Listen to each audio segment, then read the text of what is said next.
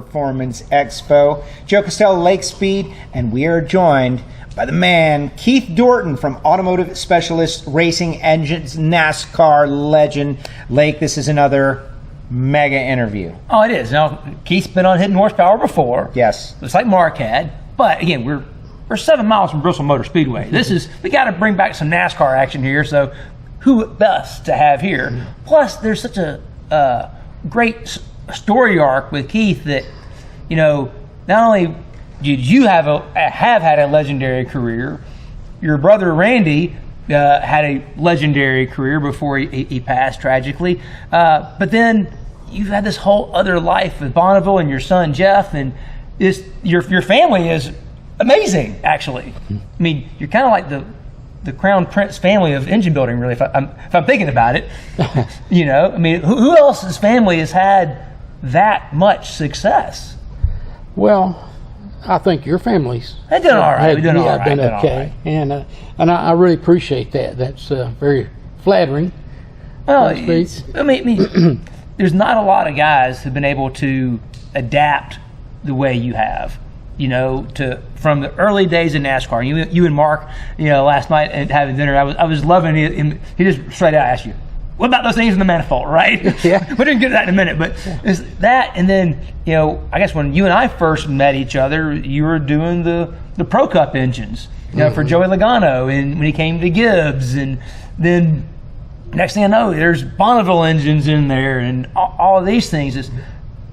What is it? What drove you to keep finding these new opportunities? I think it was the desire to see how things worked and to try to make them better. Yeah. You know, just like most of us in this industry, we started out with go-karts or a little, you know, single-cylinder engine that you took off a lawnmower and you tried to understand how it worked. And by the way, I'm still trying to understand that. but engines are infinitely complex. Right. That's what I love about them. You never get to the end answer. But that's true. But I've been very blessed, and just like you bringing up Randy. Randy started with me at a very young age. He was very intrigued by mechanical things also. And we worked together, you know, just like that for years. And it came time for him to go off to school, and then he decided that he wanted to kind of be on his own, which was great. You know, you know, hated to lose, and I didn't lose him, but you know, it was hard to. We needed to help, you know. Right. You know, I was. Oh yeah, I was greedy. Right. know. Yeah. But he went on with Sox and Martin and some of those drag race teams, and then of course got hooked up with. Harry Hyde and then with Rick, and you know, I'm so proud of the accomplishments that he made. And as we talked earlier, my son started, you know, when he was able to push a broom or whatever, and I had that fear. Oh, he's going to want to.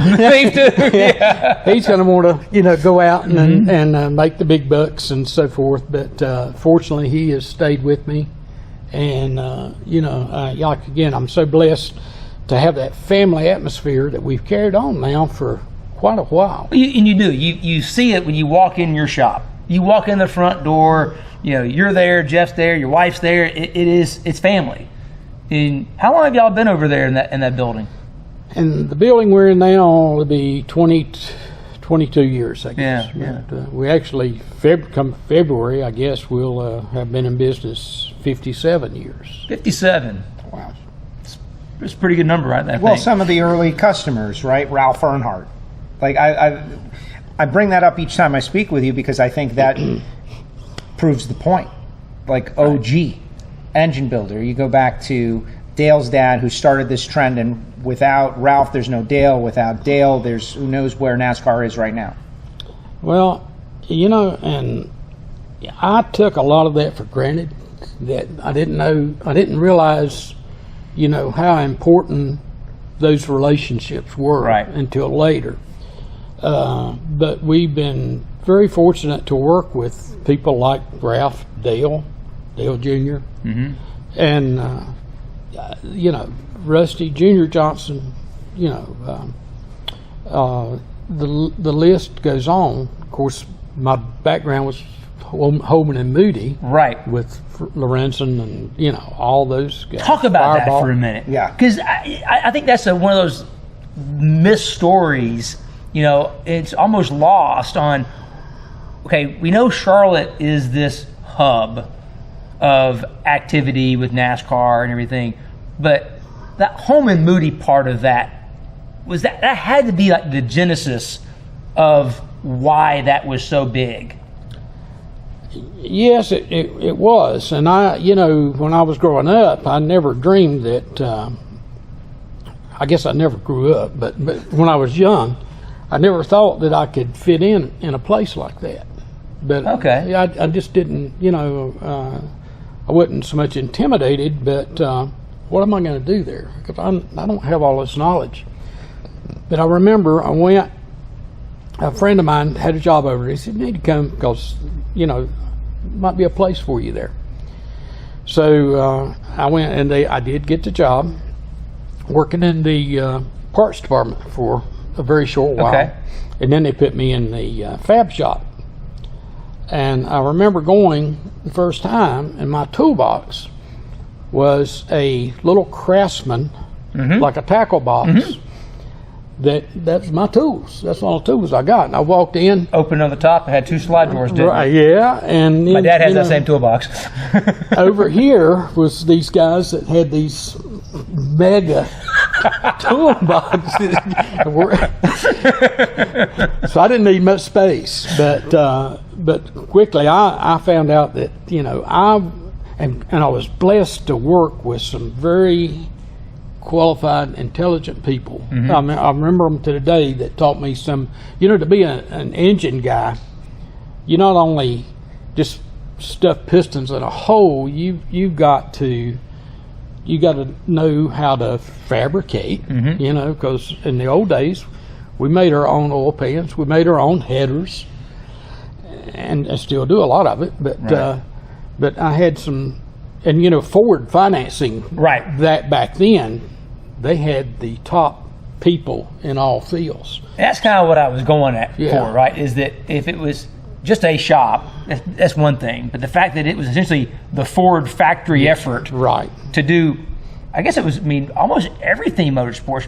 I've been there before, and Lee Holman showed me the blueprints of the GT40. Yes. That was, people kind of know, okay, Ford versus Ferrari in the movies and Carroll and everything out there in the West Coast, but there was an element of all this in Charlotte at the time too, right? There was. It was the premier place for Ford, certainly, and really motorsports in general. But so they had the best of everything at that time, Right.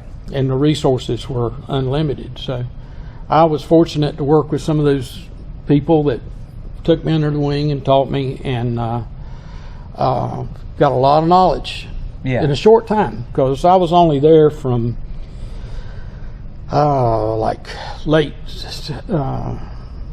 '63, all of '64, and left in early '65. Okay. So you and Robert Yates weren't there at the same time? No, Robert okay. was right behind me. Right, okay. Yeah. Again, I was really fortunate to be able to work with Robert, along with a lot of the other people, and sadly, quite a few of them aren't here today. Oh, I know. It's heartbreaking, to be honest. But no, it's kind of ironic. I don't want to dwell on it too much, but I was there a short while, and why would you leave the premier place? Right. And I wasn't intending on it, because Okay. I just got married, for one thing. Yeah, I'm sure, yeah. And but we were making good money. I was making $2.35 an hour. Oh. And you were working 70, 75 hours a week and getting time and a half. Right. So my wife and I, present wife, our only wife, we'd saved our money, so we bought a house before we got married. Oh, wow. You know, so Okay. we still have that house. But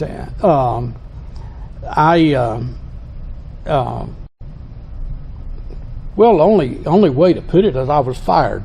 Okay. So, and the reason I was fired because John Holman was a very strict man. You know, I totally respect him, and I've kept a good relationship with Lee and Randy when they were there. But I bought a piece of actually it's an old valve grinder because I tinkered at home. Okay. The few hours that I had because I'd done some drag racing and so forth, and but I bought an old valve grinder from the Quickway guy. Yeah. Because it was a good deal, and somebody, one of my friends, I don't know, they told John that You bought a I valve bought grinder. a valve grinder and said he's going to start his own shop. So Oh my God. I come in one Monday morning and John called me. To go to work, before you clocked in, you had to walk right by his office. So you wouldn't be a minute late. You didn't want to be Right. any late. Yeah. And John called me in his office, or Mr. Holman called me in his office, and he said, "I understand you going into business for yourself." Oh. No, I'm not planning on it. And he said, "Well, I understand you bought some equipment." And I said, "Yes, sir, I did." And please don't think that I'm being critical of him asking me that. He had every right to do Of what course. he did. But he said, "Well, we can't have that." And I said, "What do you mean?" He said, "Well, you either sell this piece of equipment and bring me a receipt where you sold it, or, we don't need you anymore." And I thought, well, to shorten the story, I loaded up my toolbox that day and had to go home and tell Patsy I don't have a job anymore. So I better start grinding some valves with my valve grinder to pay for stuff. Yeah. Number one, he was right. You did, and Yeah. look what happened. Yeah. And number two, it was obviously the right and good thing to happen. And it was a different era then. It was a different world. We say it all the time about the way people used to hide information versus now, where people are like desperately trying to share. We'd all get fired back in the day for doing what we're doing right now. Yeah. This is a fireable offense. Yeah. Sharing with people who Yeah. are also interested. The secret sauce. I also know too, because we're both men of faith, that God has a way of finding a path for you. Yeah. And that was the path he wanted you to go down, to be able to touch the people that you've ended up touching in your life. So I think it's just, you never know what your path is going to be. I truly believe that, so, but that gave me the opportunity. In fact, what goes around comes around, they say, but, I stayed friends with a lot of the people over there. And we actually did work for Lee. Years later. Yeah. And so that I was glad. I was a little bitter, Yeah. or scared, Right. but it's worked out, and it gave me that opportunity, just like you were asking about Ralph Earnhardt. I knew Ralph because we were, we're 15 miles apart, but he was a hero or mentor, and so that gave me that opportunity to expand Right. my knowledge that way. What was the move, though? All right, like now you got a valve grinder and no job and a little box of tools. How do you go from that moment to Daytona 500 winner. Fortunately, I had some connections there that let me use a little 2-bay garage, somewhat rent-free, and I did brake jobs and tune-ups and whatever until I was able to. First machine we bought was a balance machine, and that's how I really got involved with Ralph Earnhardt. In that the closest balance machine was in Winston-Salem, which is an hour or a little better Convenience. away. And Ralph told me, he said, look, here's what you got to do. You know, work by yourself just like you're doing. You know, do nothing but balance assemblies and you'll do good. And we did okay, but I couldn't stand that. You know, I couldn't stand it. I needed, just like looking at the equipment here that's available, you know, man, you can't. Innovation to figure out and to drive and creative make better, wanted to get out. You can't sit still. So he, of course, you know, and I bought different pieces of equipment, and every time he'd come down, he said, I told you, you know, you shouldn't do that. But I tell you, he told me another thing that no racer believes. I didn't, because we raced. Actually, you know, Dale Sr., you know, drove a dirt car for us, you know, along with some others back in that era. But Ralph told me, he said, don't ever go to the, when we started racing, he said, don't ever go to the racetrack without, don't ever go to the racetrack owing somebody for the tires or whatever. Mm-hmm. And don't ever go thinking that you're going to bring everything back, because, you know, in a blink of an eye, it's gone. You know, you blow an engine, you hit the wall, you know. Mm-hmm. So, you know, unless you can afford to lose everything, don't go. Fortunately, none of us listen to that. no. That's one ear out the other. It's good advice in theory. Yeah. And from what we know of his son Dale Sr., he didn't listen to that advice. No. Like I say, fortunately for us, that you know, racers don't think that way. Exactly. Yeah. If you guys have got a question for Keith, this is an opportunity for you to get involved. Put it up in the chat session. If it's worthwhile, we'll throw it his way and see what you got. So speaking of Dale Sr. and Daytona 500 wins and things, so back to Mark Cronquist's question. What were those things in the manifold? Yeah, what's up in the manifold? Well, so let's preface it. So what we're talking about is the early days of restrictor plate racing, where they put a plate that had 4 holes in it underneath the carburetor. In the old days, the manifolds were open plenums like we're used to seeing. But you guys came up with some interesting ways of trying to increase the efficiency of that engine, because that plate under the carburetor really disrupted the air and just made a mess of the engine, which is why it choked on power, right?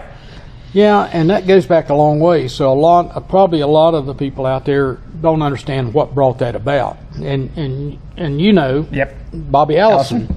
In the fence, you know, Talladega. And you know, fortunately he didn't, you know, kill a bunch of people. Right, it was horrific. Right, but the speeds were just so great that they had to cut back. And their logic was, let's just cut back horsepower, so that necessitated the restrictor plate. So we took a 600 horsepower engine and cut it back to 400 or less. So our job was to make more horsepower, make more power, gain some of that back. And rules were very restrictive about it. Punishments were very severe, but and I had to say there was no engineering data or technology to help correct what was going on. Because for one thing, we didn't know what was going on.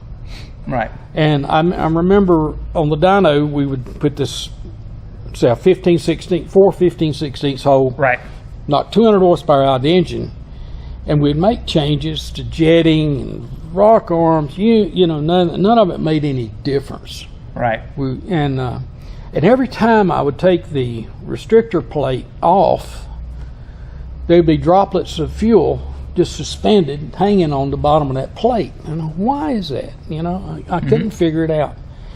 So when I finally got how I finally got a grasp of what was going on, is I cut a manifold up, put some windows in it, and put a crash helmet on. Okay. And went and then got right there and watching what was happening. Oh my gosh. And John Kazi before John Kazi. Yeah, exactly. This is on the dyno. You're right up on it. right, Watching. yeah. By the way, that's how we spin-tron now. Yeah. A screwdriver on the valve cover, while my son's running, Yeah. and you listen for the.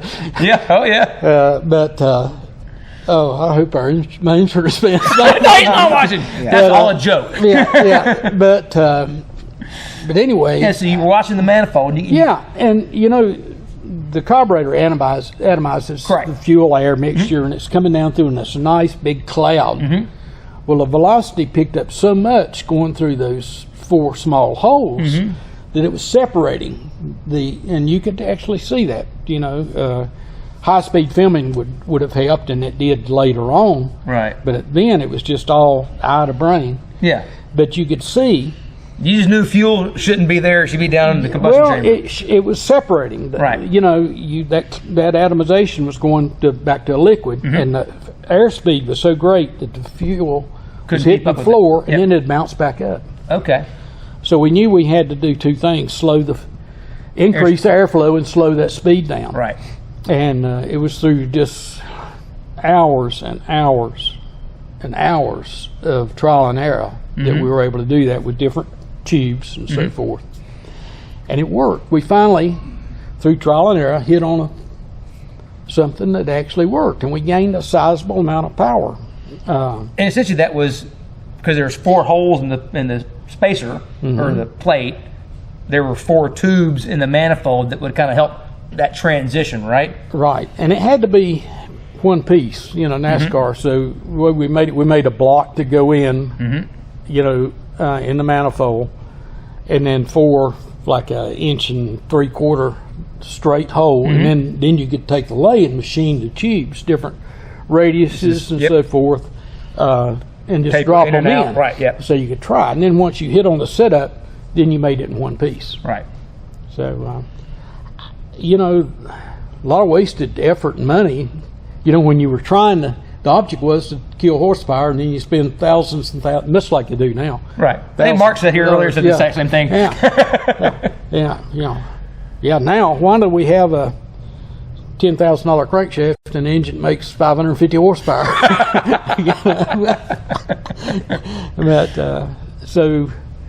But that was a great innovation, though, right? Just that quest to, okay, we got this problem, we got to find it. This really out-of-the-box thinking is like, you would have never thought that the way to make more power with this little bitty tiny plate was to essentially fill up the manifold full of stuff, but leave these little holes in there. And it was huge gains to be had but by doing that.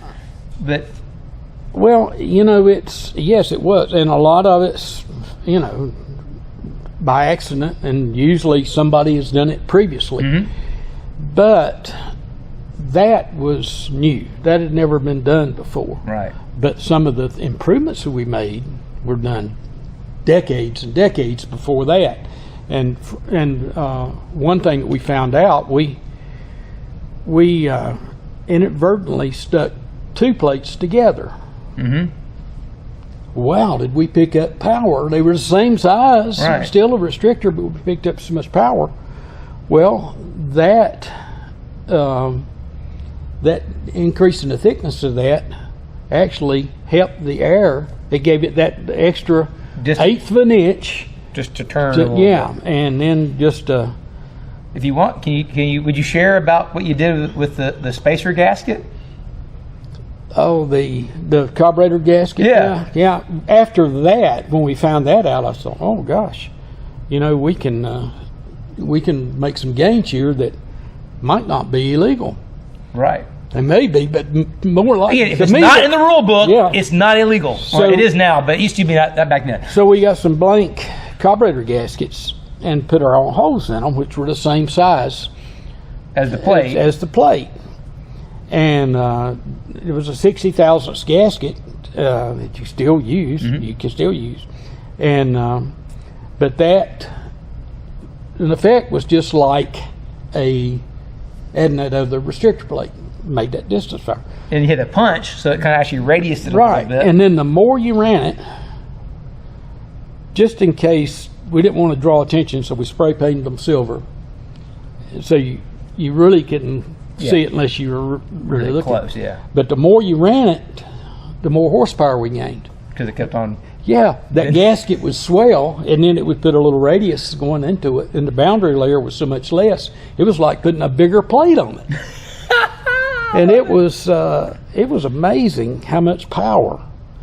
And but we got by with that for quite a while. Even on some of the, you remember when they run the All Pro Yes. up here at Bristol? They run the All Pro race up here, and they had, they were so fast they had to put restrictor plates on it. Well, I don't think I'll get in trouble for this.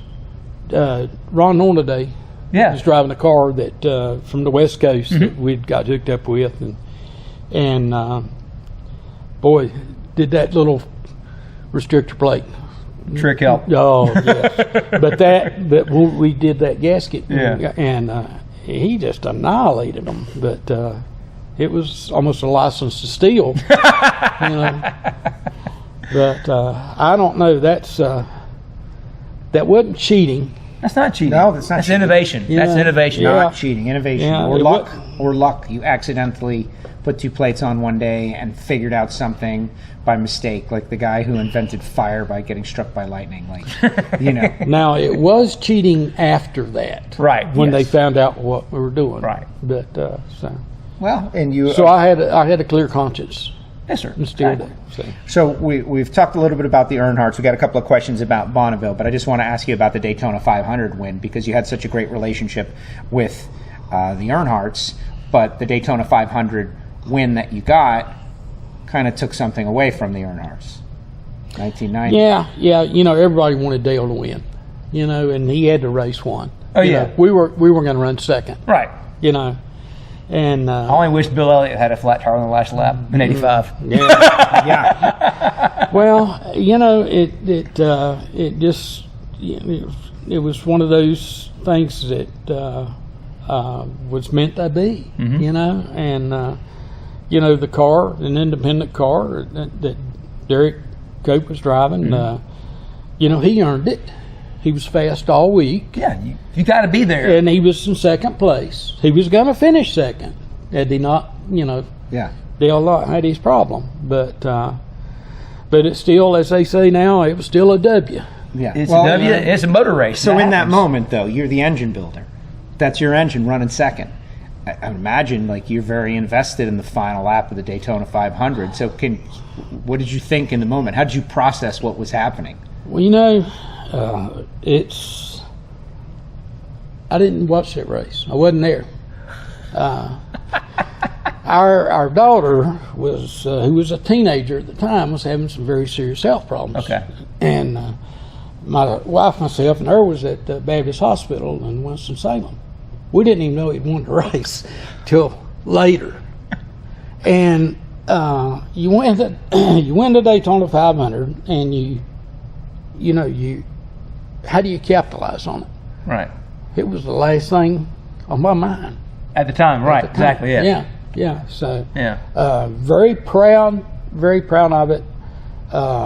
And later we stuck our chest out. Oh, yeah, of course, and yeah. we were happy, but But in the moment, the perspective was like, Right. this doesn't matter. Yeah. It doesn't change this. no. So, let's talk about Bonneville. So Yeah, here's exactly. a question from Chris.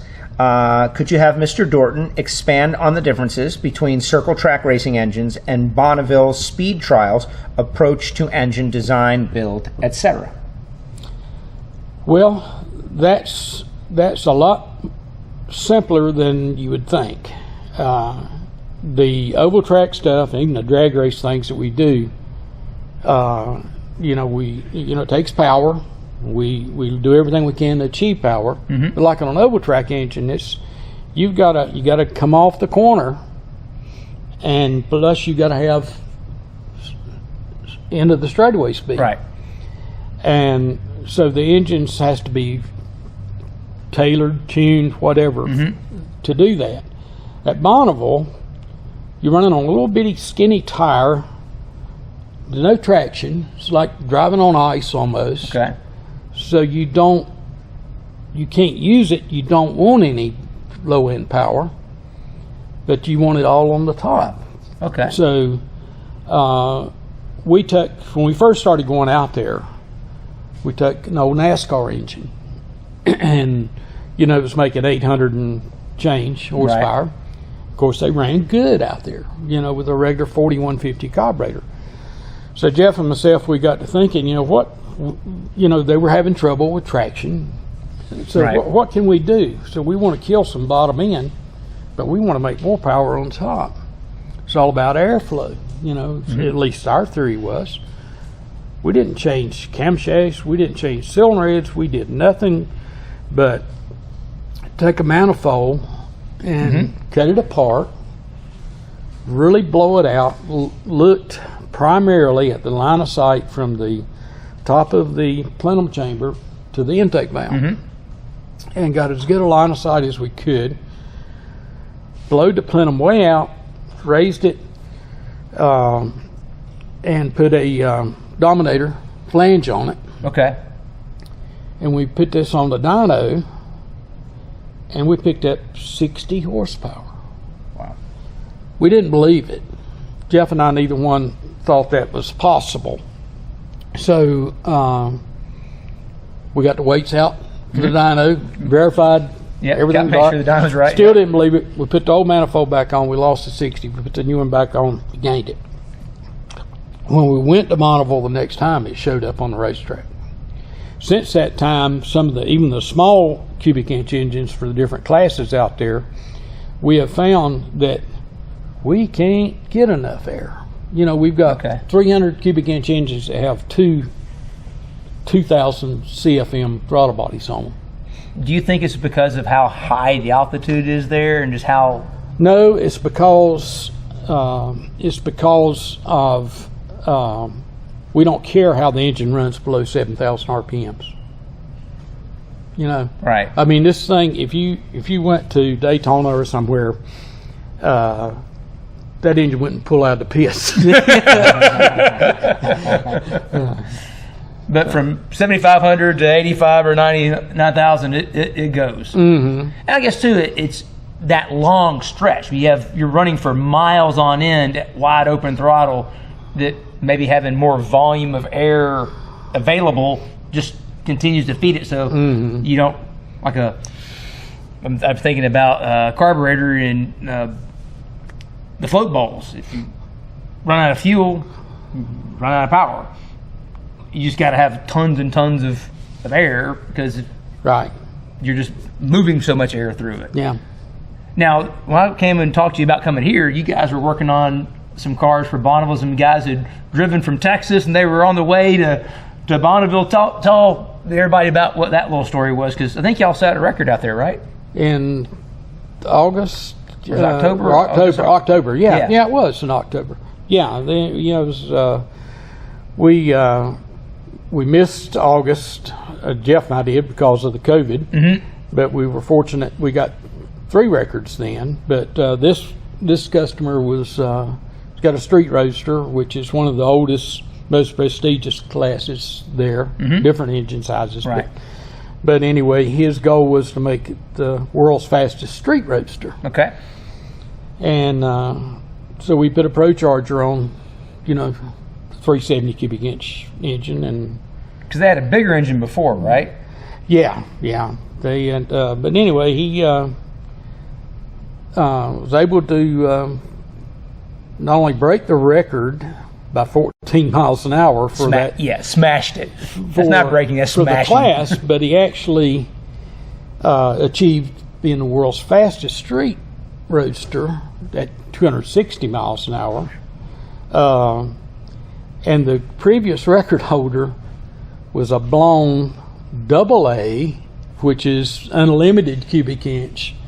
And we did it with a small block, yeah. So. That's what I thought was cool. It was like, man, this is kind of neat, because before, when you were telling me about that, that's before we actually had the Pro Charger hooked up for our engine. I'm like, okay, I remember Keith said this thing, like, it was amazing. They went from blown big block, as much cubic inches as you want, and they destroy the record with this little small block with this Pro Charger. I'm thinking, this could be interesting.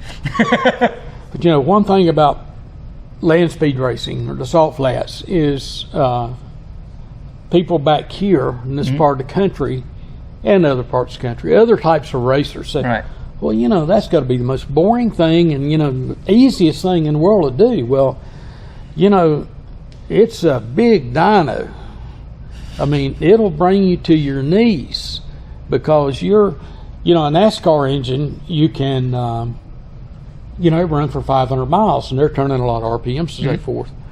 But very lightweight stuff. But here we take the NASCAR type thing and we try to make more power. And boy, it's hard on them to run for 5 miles, hammer down. So, yeah, we broke some stuff.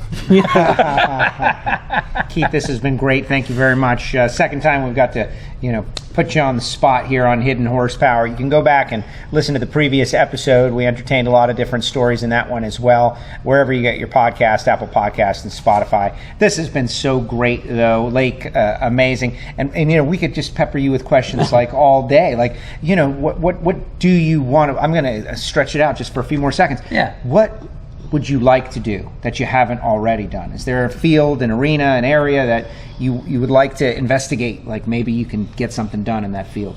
Well, we ventured out into a lot of different things since, you know, we're not doing any NASCAR, you know, work anymore. Right. But, you know, I've always been a hot rodder gearhead. So, you know, the biggest challenges we're doing now, which is a challenge, is some of the vintage things Yes. that we're doing and try to take an engine that was designed for 100 horsepower and make 600 Right. and live and be able to drive it, because a lot of the things that we're doing now are street driven and they are as challenging as the manifolds for Daytona and everything else. And it's I still find myself 2 o'clock in the morning waking up and these weird ideas coming through. When you're talking about that flathead you were building recently, I'm trying to make that power of the flathead, and the fact that it only has 3 mains in it, and I mean all those little challenges. That's so there's a lot going forward I want to do. Well, good. That gives us more content for a future episode of Hidden Horsepower. Keith, thank you so much for joining us here at the Engine Performance Expo. Thank you for having me. Excellent, We excellent. appreciate it. There is more to come. How great was that, guys? Honestly. Comments in the comment section, all of that. Lake, we are going to throw to something that you know a little bit about. Yep. Let's talk some piston rings. Let's do it. Coming up next. Back in the studio here at the Engine Performance Expo. Lake, the engine knowledge we just experienced, the years of experience, the things that they've forgotten that I would never even think of knowing. Amazing. Oh, like you said, they've forgotten more about engines than I'll ever know.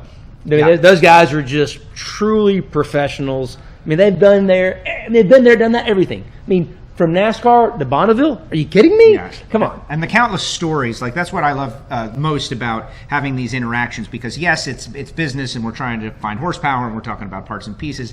And oh, by the way, this story and that story, and we hung out with this, like that's what's amazing. Well, it's all those trying to find that next little edge, right? That's what makes these engine guys so good at what they do, is they're always looking for that next new thing, right? Which is, hey, kind of what we're talking about right here, right? Well, exactly. So a perfect segue to our next topic, something you know a little about.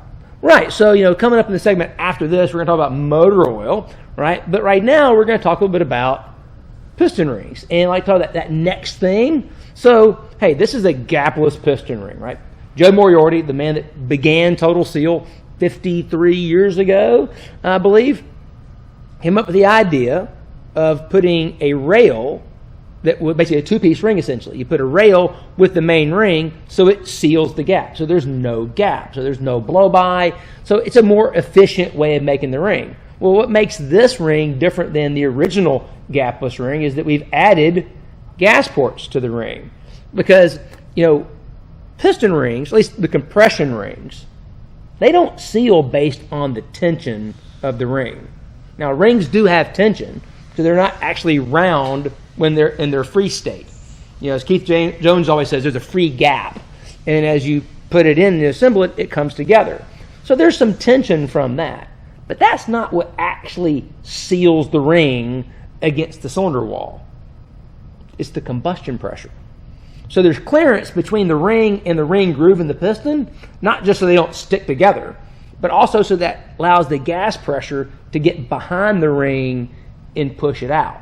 That was one of the things about a gapless ring that made it effective, is that now you didn't have as much blow-by going by the ring, so now it gets behind the ring and pushes it out to seal better. So we've gone one step farther by putting gas ports in the ring itself. I know we did these trackside tech talks at the NHRA last year, and the rules restrictions in certain categories made that a very popular choice. You're not allowed to change pistons, you're not allowed to gas port them, you're not allowed to do this, you're not allowed to do that, but the rings, you guys can do anything. Guess what? It was a very popular choice. Oh, and the gas ported ring has taken off for obvious reasons. I mean, gas porting is not new. There were some stories that Grumpy was doing it in the 70s. So, putting gas ports and pistons to allow that gas pressure to get behind the ring, to push it out so it seals better. So the idea of being able to incorporate it into the ring, and now you've got 15 equally spaced gas ports versus maybe 8 to 10 in the piston, and because it moves with the ring and basically creates more surface area on the top of the ring. That way, from a mechanical perspective, it actually seals better because you have that differential in pressure, differential in area, so it multiplies the sealing force of the ring to the ring groove and then out to the cylinder wall. It just works better. But the one thing we were kind of mentioning in there is that, that ring, that compression ring, it has some tension, but it's not the tension that makes it seal. That's not the case with the oil ring. So in a 3-piece oil ring, 2 rails and the expander. Well, this is a spring. That's all it is. And if this rail is actually wider, it squeezes this more. If this is longer, it has more tension. So oil ring tension is really a function of the width of the rail and the length of this spring. Because that's all this expander is a spring. But what happens to springs as you use them? They wear out. Right. They take a seat, right? Absolutely. And they basically can lose tension over time. So one of the things that we've seen over the years, and it's common not only in racing but in modern production cars, you went from the old days of having 3/16 oil rings. They were big, high tension, about 21 pounds of oil ring tension. Is roughly what a standard tension 3/16 ring is. But like you mentioned, the Trackside Tech Talks, Keith Jones has educated us all. There is no standard tension for all rings. So anything. From a 3/16 ring down to a 3mm ring to a 2mm ring, standard tension is not 21 pounds. Standard tension on a 3mm is about 12 pounds. Standard tension on a 2mm is about 10 pounds. So it keeps going down. All right, so we know that about 10 pounds is about the limit on a wet sump engine without vacuum to assist it. Well, the problem is if I start off at 10 pounds with a 2mm ring and it ages and loses tension, I might be down to 7 pounds. I get into knock or detonation, I may be even to 6 pounds. Well, the problem with that is now I don't have good oil control. And as we know, oil's got a lower octane value than fuel. So it can cause detonation. Yes. So what we've done is we've gas nitrided the expander.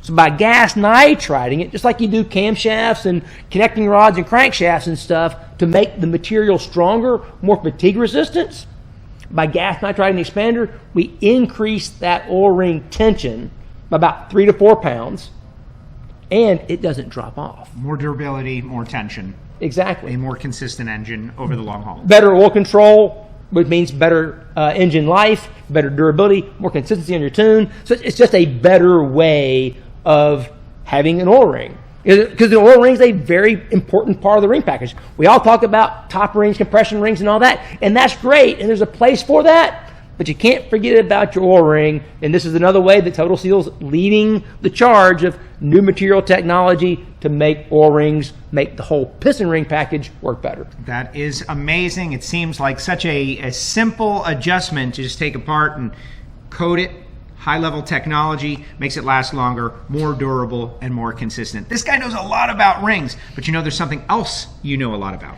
Yeah, and that's motor oil. So this next segment, my friend Bill Alexander, who's also a certified lubrication specialist, we're going to talk a little bit about motor oil and how it keeps your engine running better for longer.